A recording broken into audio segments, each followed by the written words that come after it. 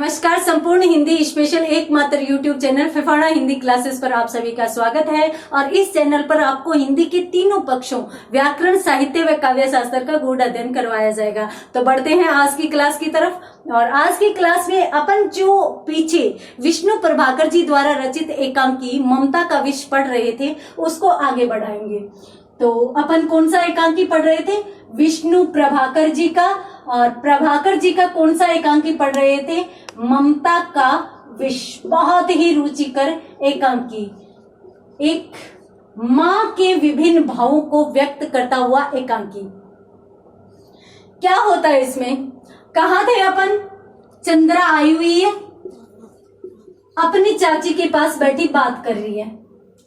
चाची अपने 14 बेटों का इतिहास चंद्रा के सामने बताती है और बहुत ही दुखी हो जाती है और यूं भी कहती है कि पता नहीं भगवान हमसे क्या चाहता है। हालांकि चंद्रा बीच बीच में सहानुभूति व्यक्त करती है और यूं कहती है कि चाची तू दुखी मत हो, ईश्वर सब ठीक करेंगे। जब दुखी हो जाता है ना मनुष्य, तो उसे ईश्वर भी सांत्वना नहीं दे सकता। तो यहाँ पर चाची कहती है कि ईश्वर कब करेंगे ठीक? करते तो अब तक कर चुके होते, अब तो सब कुछ लुट चुका, खत्म हो चुका, अब कौन सा ठीक? क्या ठीक? एक बेटा बचा है 14 में से, और वो भी है, वो या तो बीमारी की चपेट में है और जब थोड़ा सा ठीक होता है तब वो भी जाने की रट लगाए रहता है। मेरा कौन है यहाँ पे? मेरा क्या है? मैं किसके सहारे जीऊं? तो इस प्रकार से चाची है वो बात करती है और बहुत ही दुखी हो जाती है। और इस बीच चाची की आंखों से अश्रुधारा भी बहने लगती है, उसका गला रूंझ जाता है, उससे बात नहीं हो पाती, उसके शब्द बंद हो जाते हैं निकलने। तो इस प्रकार से है वो, फिर भी इन दोनों के बीच में बात होती है। इन्होंने 13वां बेटा कौन सा था? कुशल। कुशल के बारे में ये बात कर रहे थे कि वो भी विवाह के दिन चला गया था। तो चंद्रा कहती है कि हाँ भी मोरे मन कछुओर बिदना के कछुओर, अर्थात हम जो सोचते हैं वो जरूरी तो नहीं कि किसी और के भी मन में हो।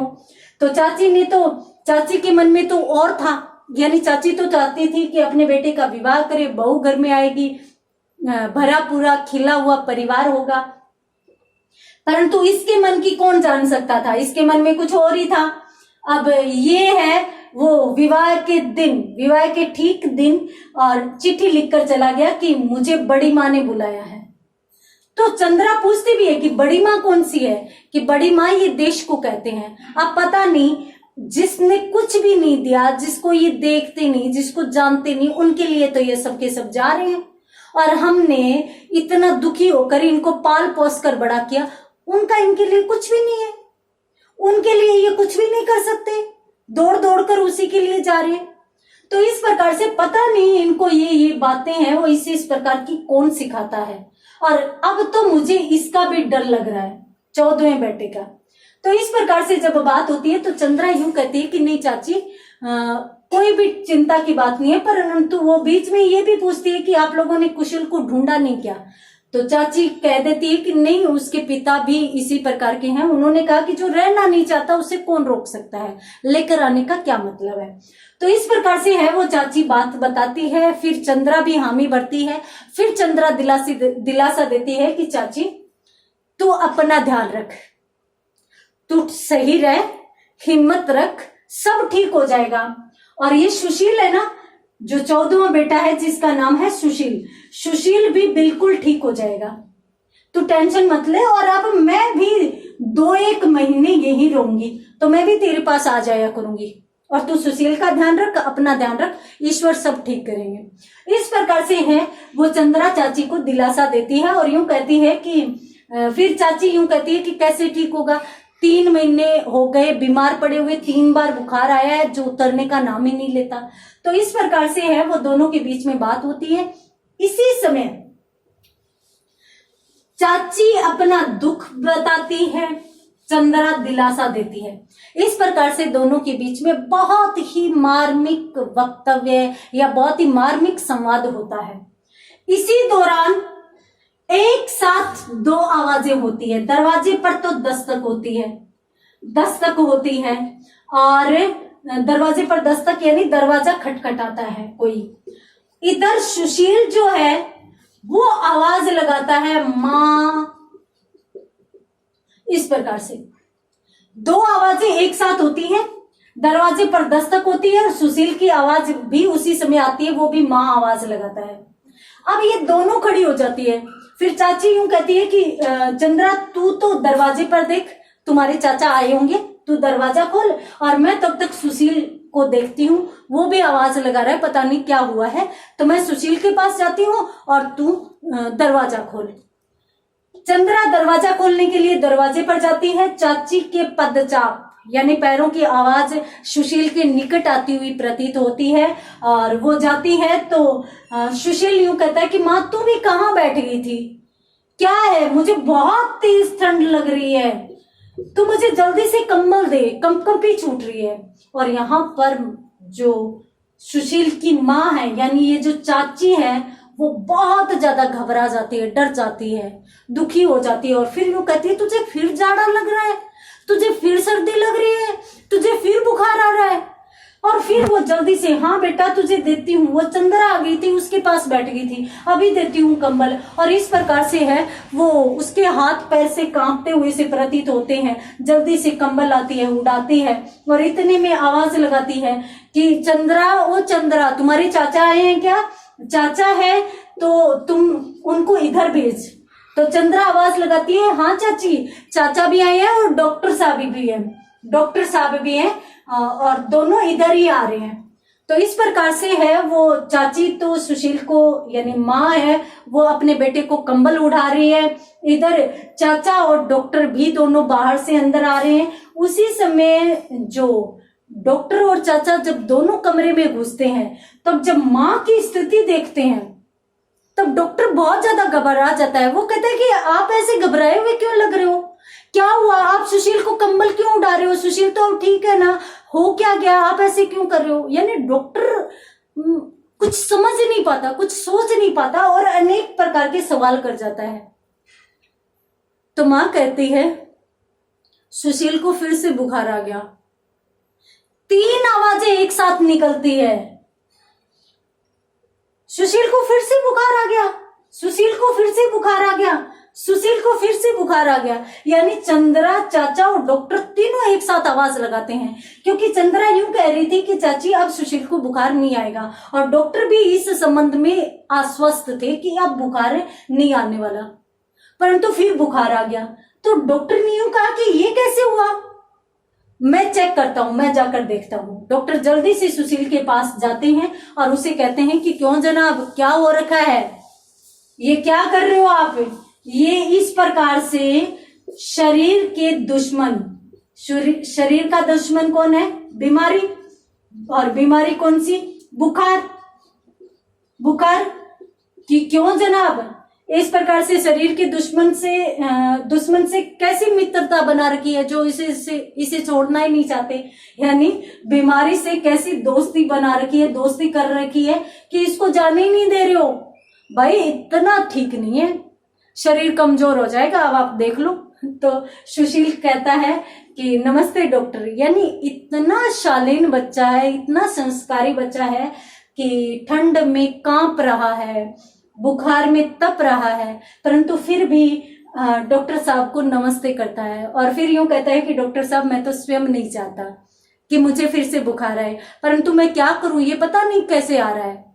तो फिर सुशील यूं कहता है, फिर डॉक्टर यूं कहता है कि अच्छा तुम दवाई तो खाते हो, खाना पीना तो ढंग से करते हो क्या, तुमने खाया क्या था ऐसा।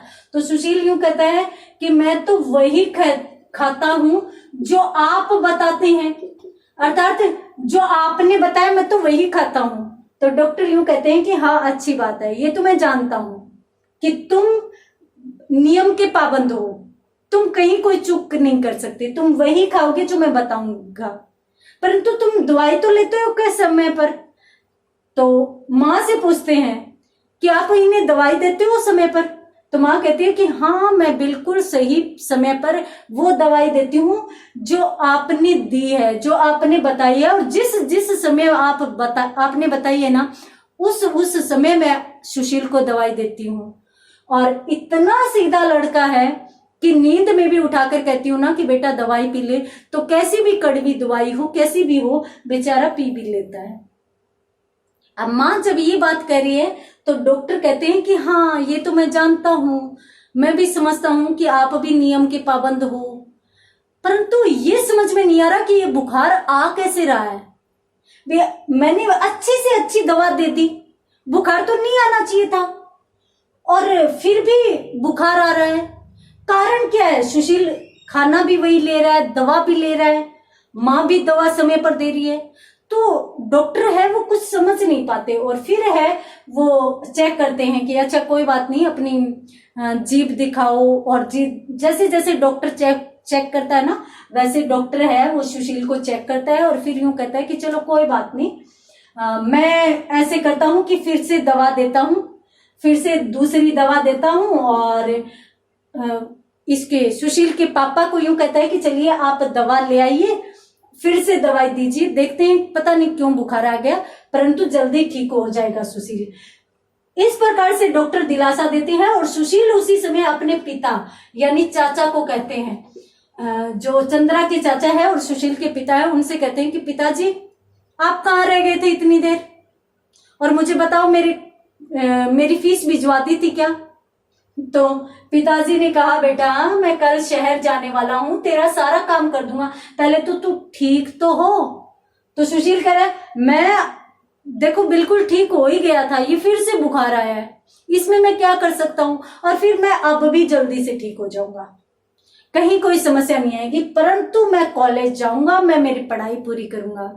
डॉक्टर भी मुस्कुराते हैं, और डॉक्टर यूं कहते हैं कि भाई सुशील की इच्छा शक्ति बड़ी जबरदस्त है, और ये बहुत अच्छा बच्चा है, ये बीमारी को भी हरा देगा और ये डॉक्टर भी बनेगा, ये मुझे पूरा विश्वास है, ये अच्छा बच्चा है। तो इस प्रकार से डॉक्टर भी इसमें हामी भरते हैं, और फिर पिताजी भी कहते हैं कि हाँ बेटा तू पढ़ लेना, और सुशील भी कहता है कि मैं जैसे ठीक हो जाऊंगा मैं कॉलेज जाऊंगा, मैं मेरी पढ़ाई पूरी करूंगा। तो इस प्रकार से सब बात करते हैं, और सब बात करते हैं तो फिर डॉक्टर है वो पिता को, सुशील के पिता को यूं कहते हैं कि आइए द्वारकानाथ जी।